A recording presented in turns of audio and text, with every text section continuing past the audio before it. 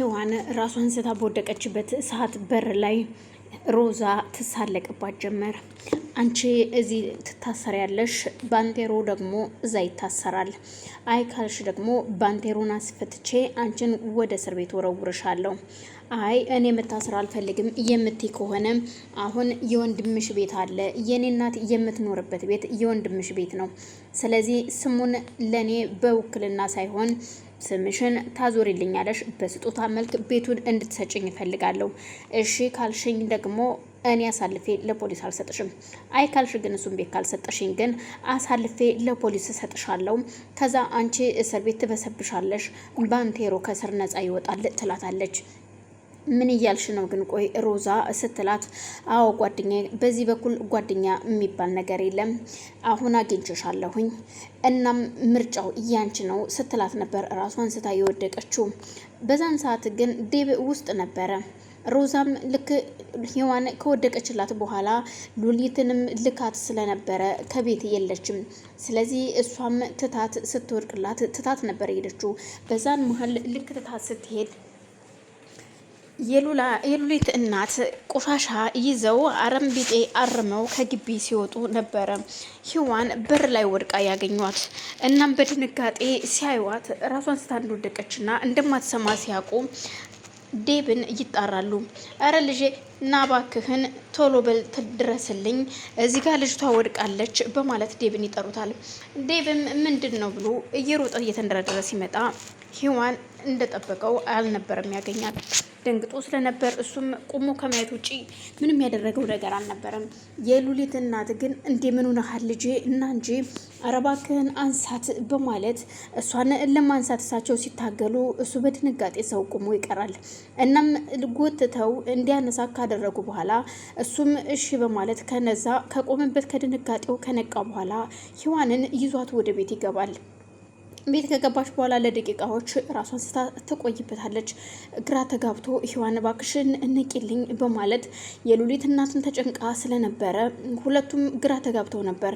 ከደቂቃዎቹ በኋላ አይኗን ገልጣ ስታያቸው የሉሊትም እናት እጅግ ደስ ብሏቸው ስለነበር ወይ ልጄ ነቃሽልኝ፣ በየሆነ ነገር ሰርቼ ላምጣልሽ የኔ ልጅ በማለት ወደ ውስጥ ለመሄድ ሲነሱ አረ ማዘር እንዳይደክሙ ትላቸዋለች።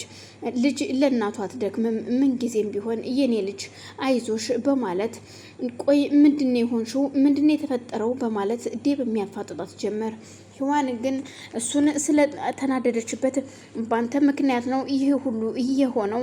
አንተ ያን ቀን ባታበሳጨኝ ኑሮ እኔ እዛ መጠጥ ቤት ባልተገኘው፣ ባንቴሮም ለዚህ እስር ቤት ባልተዳረገ ነበረ። ይሄ ሁሉ ነገር ያንተ ነው፣ ባንተ ስራ ነው በማለት ዴብን መውቀስ ትጀምራለች። አሁን ማየት አልፈልግም፣ አንተን ካጠገቤ ልትሄድልኝ ትችላለህ ወይ? ልውጣልኝ በማለት ተወቅሰው ጀመር። ቆይ ምን እያልሽ ነው አንቺ ግን? ቆይ ዴብ እኮ ነኝ፣ ምን ሆነሽ ነው ግን ሔዋኔ በማለት ጠይቃት። አውቃለሁ ዴብ እንደሆንክ፣ ግን ውጣልኝ ካጠገቤ አልይህ፣ ዞር በልልኝ፣ ብቻዬን መሆን ነው የምፈልገው ስትለው እባክሽ የኔ ቆንጆ ተረጋጊ፣ አሁን ራስሽን አረጋጊ፣ ደክሞሻል በማለት ቢያበረታታትም እሷ ግን እሱ እንዲወጣላትና እንደማትፈልገው አይኑንም ማየት እንደማትፈልግ ትነግረዋለች። በዛን ሰዓት እሱም እጅግ ግራ ተጋብቶ ስለነበር ወጥቶ ከግቢ ቁጭ ብሎ ራሱን ማዳመጥ ጀምራል። ሔዋንም ብቻዋን እዛ ቁጭ ብላ ከደቂቃዎች በኋላ ተነስታ እሷም ወደ ውጭ ወጥታ ከዴብ አጠገብ ቁጭ ባለች ሰዓት ዴብም አይዞሽ በማለት ትከሻዋን ሲነካካት ዞር በልልኝ፣ እጄን አንሳለኝ፣ እንዳትነካኝ ስትል ትጠይቀዋለች። ቆይ ምንድነው የሆንሽው ግን? ምንድነው የተፈጠረው? ይኸውልህ አሁንም ደግሜ ልንገርህ፣ ይህ ሁሉ ጦስ በአንተ ምክንያት ነው። የዛን ቀን ከሮዛ ጋራ እንደዛ ባታደርግ ኖሮ ይህ ሁሉ ባልተከሰተ ነበር። እኔም አንተን ብዬ እዚህ መምጣቴ ነው ለዚህ ጦስ ሁሉ ያበቃኝ በማለት ወቀሷን ትጀምራለች። አልገባኝም። እኔ እኮ ብርጭቆ ስር ተደበቂ አላልኩሽም፣ ሱስ ውስጥ ተደበቂ አላልኩሽም። ደግሞ አንድ ነገር ልንገርሽ፣ ያ ነገር የተፈጠረው እዩልሽ እናቷ እንደታመመች ታውቂያለሽ። ስለዚህ እናቷም ሆነች ሮዛ ምንም አይነት ብር አልነበራቸውም እና በዚህን አጋጣሚ ነበረ የሮዛ እናት መታከመው መዳን ስለሚችሉ እኔ አከፍልልሻለሁና እናትሽ ታክመው ይድናሉ ስላት ደስ ስላላን ነበር አቅፋ ሳመችኝ እንጂ እኮ ሌላ አንቺ እንደምታስቢው አይደለም ይላታል። በፍጹም አይመለከተኝም፣ ስለ ሮዛም ሆነ ስለ እናቷ ስለ አንተም ስለ ማንኛውም ሰው ግድ አይሰጠኝም በማለት አሁንም ትናገራለች። ሮዛ ለሉዝ ደውላ የት ነው ያለሽው ስትላት ምን ነው ፈልገሽ ነው ወይ ሂጃለው ስትላት ምን ነው አሁን ግቢ ውስጥ አይቼሽ የለ እንዴ ምን ነው በደቂቃዎች ተሰለፍሽ በማለት ትጠይቃታለች። አይ ሮዛ እኔ እኮ የምትፈልጊኝ ነገር አለ እንዴ የምትልጊኝ ቃለ ወይ ስትላት አይ እንደዛ ሳይሆን እኔ ፈልጌሽ ነው።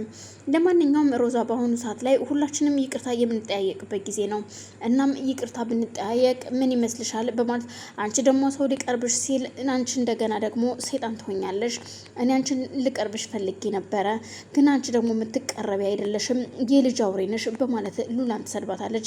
ሉሊትም ግራ ተጋግታ ቆይ ምንድነው የፈለግሽው አሁን ለምንድን ደወልሽልኝ ስትላት አይ ፈልጌሻለሁ ማውራት እፈልጋለሁ አንቺን አግኝቼ ልሸኝሽ ፈልጌ ነው ትላታለች። በፍጹም አመሰግናለሁ ለማንኛውም እመለሳለሁ በማለት ስልኩን ትዘጋለች። ሮዛም ስልኳን ከዘጋች በኋላ እንደዚሁ አንደኛው ፖሊስ ጋር ትደውልለትና እስኪ ቆይ ምንም መልሷን አልሰጠችኝም መልሷን ከሰጠችኝ ግን ሁሉን ነገር አሳውቃለሁ በማለት ትነግረዋለች። እናም ለዴብ ትደውልለትና ዴብ እሺ አሁን እንዴት ነው ትመጣለህ ወይ ስትለው ሮዛ ይቅርታ አሁን ወደዛ መምጣት አልችልም መርማሪ ፖሊሱ ጋር ሄጄ አንዳንድ ማጣራት ያለብኝን ነገር ላጣራ ነው ቃል ለመቀበል ይላታል።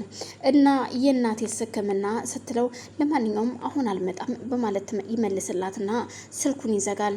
ስልኩን እንደዘጋ ከሔዋን ጋር ማውራት ይጀምራሉ። ሔዋንና እሱ ሲነጋገሩ እዩልህ አሁን የወንድሜን ቤት በስሜ ታዞርልኛለህ ትለዋለች።